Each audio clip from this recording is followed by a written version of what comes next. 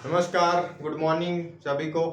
आज के हमारे सेशन का टॉपिक है 1853 का चार्टर एक्ट। तो 1853 का चार्टर एक्ट क्या कहता है कि 1853 के चार्टर एक्ट में जो ब्रिटिश संसद की जो थॉट थी कि अब ब्रिटिश संसद में जो गवर्नर जनरल की जो परिषद हुआ करती थी, गवर्नर जनरल की जो परिषद थी उसमें 6 सदस्य थे। तो उस 6 सदस्यों में बढ़ोतरी कर दी गई। अब 12 सदस्यों वाली एक सदस्य बनाई गई और 12 सदस्यों में जो कार्यकारिणी सदस्य, जो अभी कहा जाता है संसद, वर्तमान परिप्रेक्ष्य में अगर हम देखें, जो प्रेजेंट सिनेरियो में क्या होता है कि संसद के अंदर ही विधायिका होती है और विधायिका से ही विधायिका भी होती है और कार्यपालिका। तो विधायिका विधि बनाने के लिए, जो कानून होता है कानून बनाने के लिए विधायी प्रक्रिया, और उसको लागू करने के लिए कार्यकारी, तो प्रशासनिक और विधायी कार्यों को अलग अलग कर दिया गया। जब जब इसने क्या किया कि अब जो गवर्नर जनरल की जो परिषद है उसमें कार्यकारिणी विधायी बनाएगी अलग और कार्य करेगी, जो उसको प्रशासन में लेके आएगी उसके कार्य के लिए अलग कर दिया गया।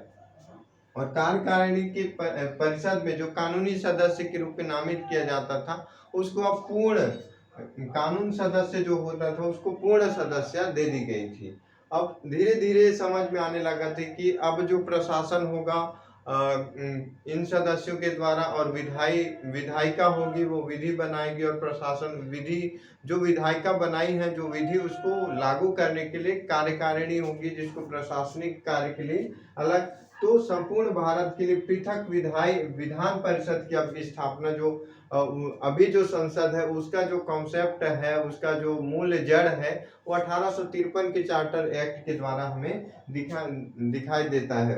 तो ब्रिटिश संसद अब समझने लगी थी कि अब हमें जो है भारत में रह के एक ऐसे सदस्यों का चुनाव कर देना चाहिए ताकि वो अपने लिए, अपने भारत के लिए कुछ नियम बना सकते, कुछ कानून उसको लागू कर सकें। तो उसके लिए एक पृथक विधायी परिषद की स्थापना, जिसको लघु संसद भी कहा गया आगे चल के। तो लघु संसद की स्थापना हो गई जो कि पूरे भारत के लिए कानून बनाने का काम करेगी। 12 सदस्यों की संख्या हो गई।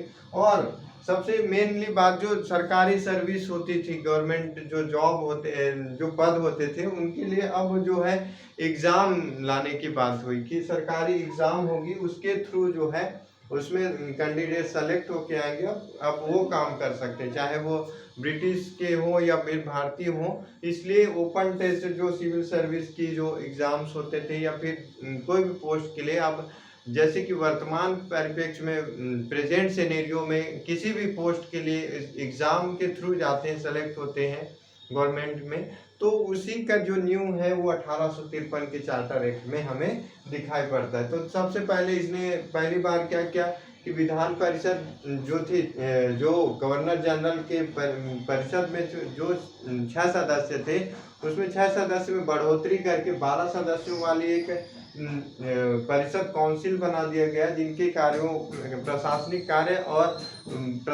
कार्य और विधायी कार्यों को अलग अलग कर दिया गया उन सदस्यों की। और कार्यकारिणी में जो कानून सदस्य थे उनको पूर्ण सदस्यता दे दी गई और संपूर्ण भारत के लिए पृथक विधान परिषद की स्थापना की गई, जो कि आगे चल के लघु संसद कहलाई। और इसमें सरकारी सेवाओं के लिए एग्जाम लेने की बात कही गई थी। तो ये था 1853 का चार्टर एक्ट। और उसके बाद अब हम आगे सीरीज में 1857 के भारत शासन अधिनियम के बारे में समझेंगे। वीडियो अगर पसंद आए तो लाइक करें और सब्सक्राइब जरूर करें। बहुत बहुत धन्यवाद।